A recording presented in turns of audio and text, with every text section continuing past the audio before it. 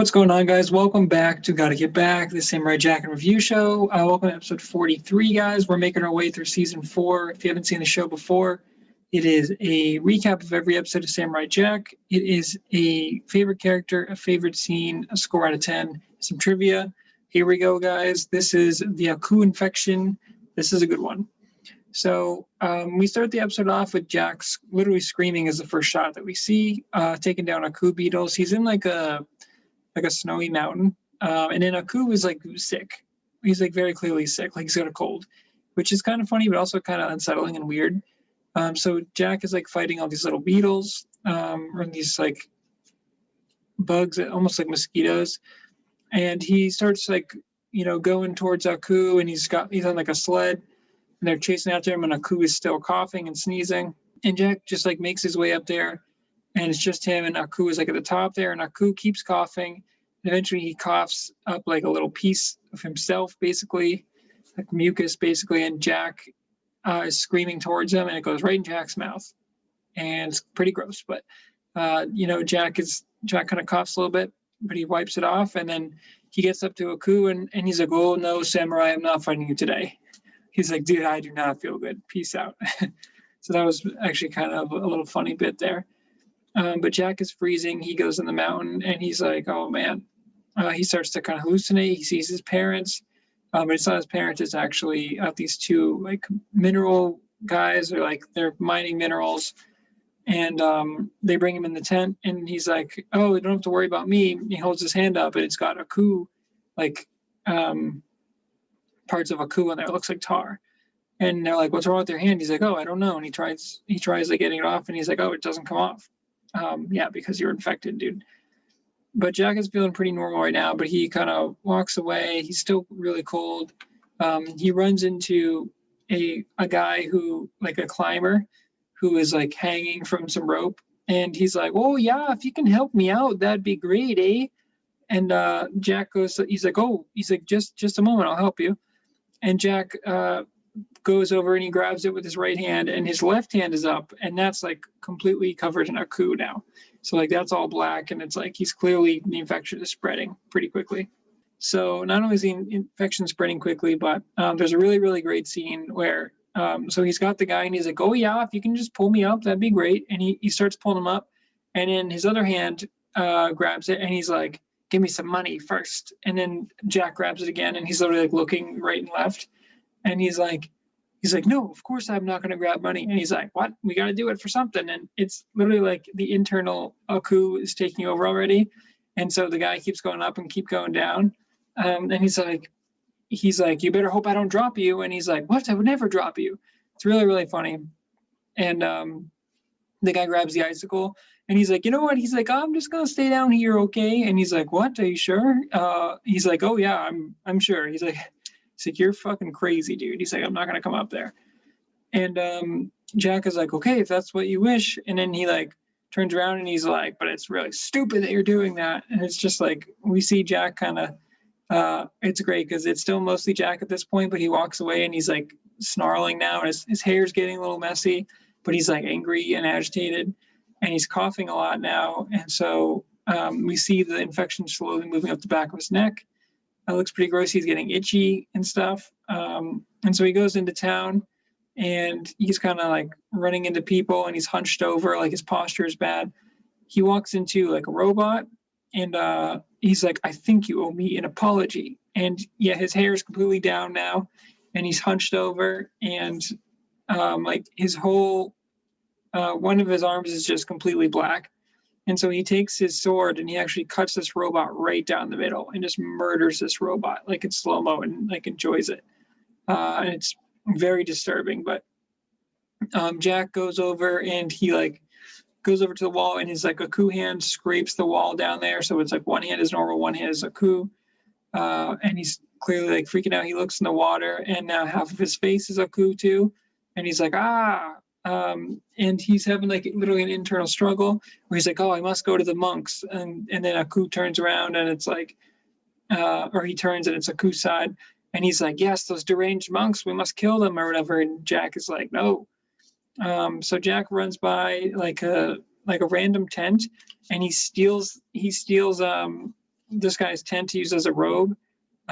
This poor guy, and I think it's because like if Jack doesn't see him, then he can kind of control it a little bit better.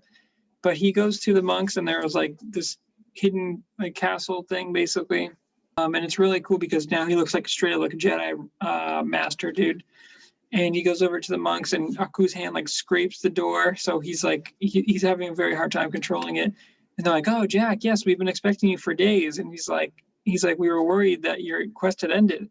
And they bring him in there, and it's like these little like salamander guys basically, and they have it's like a glacier or like a spa. So they're like, "Oh, Master Ning is here Master Ning is here. He's going to take care of you." And they go over, and he's like, "Master Ning, I'm sorry to disturb you, but Samurai Jack has showed up." Master Ning explains that they have the pool of convergence, where like time and space kind of go together. It's like a portal, but they kind of study how things go.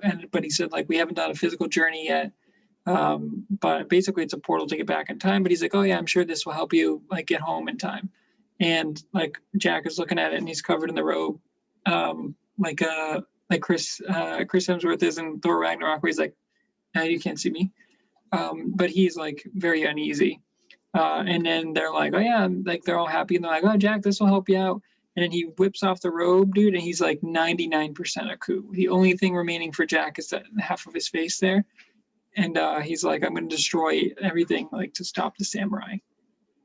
And so, like he like goes to the portal, and he starts like literally using the sword to like kill these little lizard dudes. And he's like, I don't think he kills them, but he's like slicing them up with the sword, so they're probably dead. He goes like attacking them. He's like, what better way to warm up than like to kill a bunch of like insolent little lizards or whatever? And it's like, damn, dude, Aku is not messing around. And he goes to the pool, and he goes to destroy it, and he like hesitates because there's like a little part of Jack, and it sees like Jack crying a little bit, and there's a little part where he holds it for a second, but then Aku takes over and he slices it in half and destroys the pool. Eventually Master Ning actually comes up, and he like sprays like blue, like knocks him out with like blue gas or whatever. And then there's a really awesome scene where he suspends Jack over the like one of the hot springs. It's mostly Jack's body now, and they're like, "Look, we're doing everything we can to like take your body back," but he's like, "You have been infected with pure evil from Aku," and he's like, "That's the demon inside," and he's like, "You need to fight it, and the only way to defeat that is with like righteousness." And so he's like, "We can get your physical body back there, but he's like, you're still gonna have to like, we can only hold off so long." So they're like constantly like doing these enchantments and stuff and reading off these books, and so Jack's body's like mostly clear, but he's still got Aku spots over him, but it doesn't matter because Aku is still in there. He's just going to retake over his body if he doesn't get rid of it. So we get a great like kind of inner scene with Jack, and it's like young Jack, and he's going up the stairs, and he sees his father and his mother, and his father's got 2 swords, and I'm like, "Bro, did you get 2 magic swords and we didn't know about it?" I don't know, but he tells them about how he's got to fight it, and he's like, "I'm sorry I wasn't there for you." And he's like, no, son. He's like, "Aku's victories are not your failures," which is a really cool line. So he's like, basically like, you just because Aku won there doesn't mean that you failed because you weren't there to stop it. So yeah, Aku is like he basically Jack has to do like a fight within himself, kind of similar to like the haunted house episode where he had to fight the demon.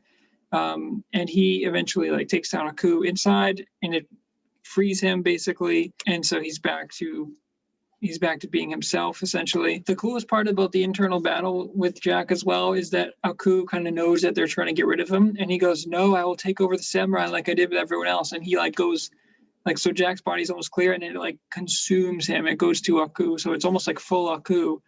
And then that's when Jack takes him down inside. So Aku came really close to taking over Jack, and Jack had the willpower to get rid of him.